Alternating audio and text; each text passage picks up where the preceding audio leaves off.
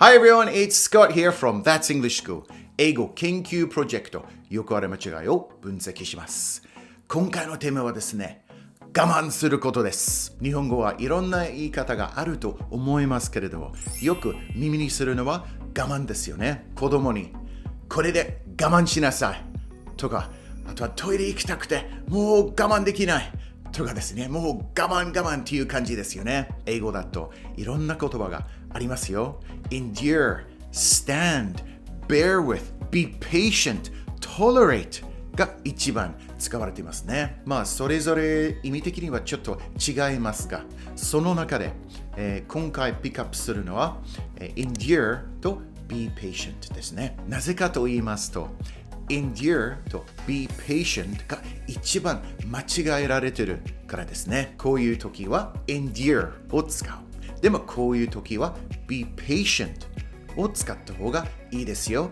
まあその違いをこの動画ではっきりさせたいですね。So let's make this a methodical process by first looking at the problem and then the reason, and the solution, and finally with some examples. Okay, let's get busy.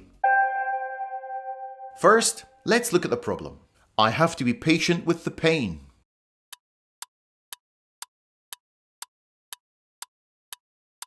I have to be patient with the pain. For some of you, this may seem like a perfectly good sentence, but it's not. Would a native speaker get the meaning if you said it? If they were a very understanding person, maybe. But if they were just the average Joe on the street, then no. It would be confusing. The goal with your English should be to communicate with the average Joe. Somebody who doesn't give you any special treatment. They either understand what you're saying at first pop, or they don't. That's the reality in the big bad world out there. Not everyone is an English teacher.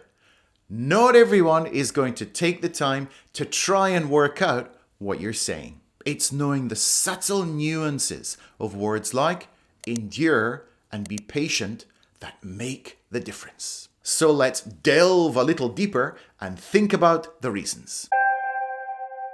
As I said in the intro, the Japanese word 我慢する is super convenient. If we look in the Japanese English dictionary, what do we get? Endurance, patience, perseverance, tolerance. It's a little bit confusing, right? Which one are you supposed to use? In my experience, the two most commonly misused words are endure and be patient. They are not used in the same way.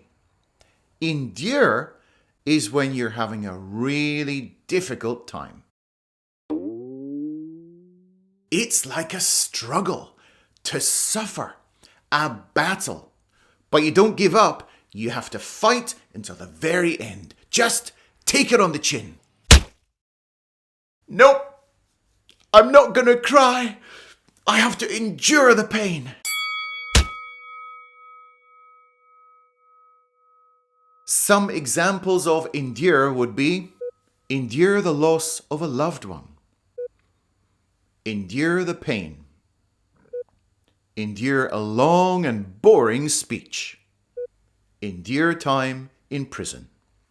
In comparison, to be patient is used a lot when we have to wait. Patience is the ability to wait for results that don't come immediately. Don't get upset and don't complain. To be patient is a lot milder than to endure. And as I said, I feel it's like keeping calm. Some examples of using be patient would be patient with an upset child. Be patient waiting in line.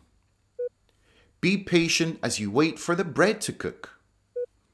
Be patient as you wait for retirement. So in conclusion to this section, I want to give you something visual to help you remember. So on the left side, you can see me hitting my finger with a hammer. In that case, I am enduring the pain. On the right side, I really want to eat the cake, but I'm trying very hard not to. I'm being patient. So now I'm going to talk about the solution. I mean the proper way to talk about I have to be patient with the pain. I hope it's starting to hit home that we don't use be patient in this way. Imagine a Hollywood action movie and the hero has been shot and he's going to pull out the bullet by himself.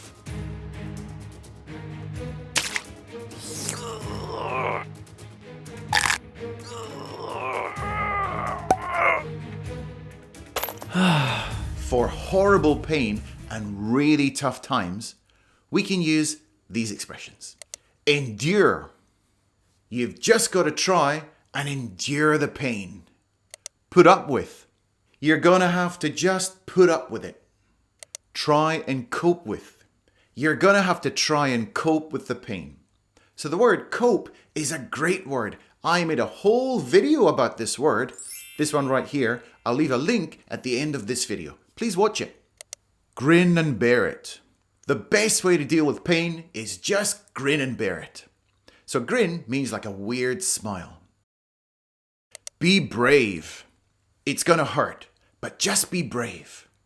So we often use this expression for kids, like when they're going to the dentist or to get like a vaccination or something.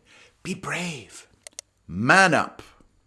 Don't be such a baby. Man up. So this one is a little bit controversial because it's a little bit sexist. We're talking about men. But when two men are talking, it's actually used quite a lot, especially in sport. Suck it up. I know it's painful, but you're gonna have to suck it up. The origin of the expression suck it up comes from World War II pilots. If a pilot happened to vomit into their oxygen mask, they had to suck it up. Otherwise, they would breathe the acidic fumes into their lungs and die. Suck up your vomit and live, or breathe in the acidic fumes and die. Wow, what a choice. So contrast all those with the simpler, more gentle meaning of be patient. We ordered our food 20 minutes ago and it still hasn't arrived. It'll be here soon. They're really busy tonight, but it's taking forever. Just exercise a little patience. Why are you so calm about this? There's no point in losing your patience. I can't be patient anymore. Excuse me, we ordered our food 20 minutes ago and it still hasn't come. Here's a review.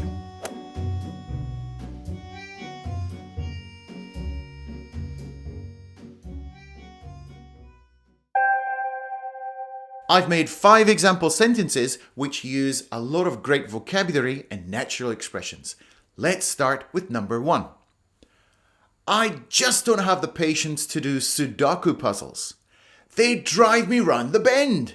Sudoku is also used in English, but as you can see, the pronunciation is completely different. Sudoku.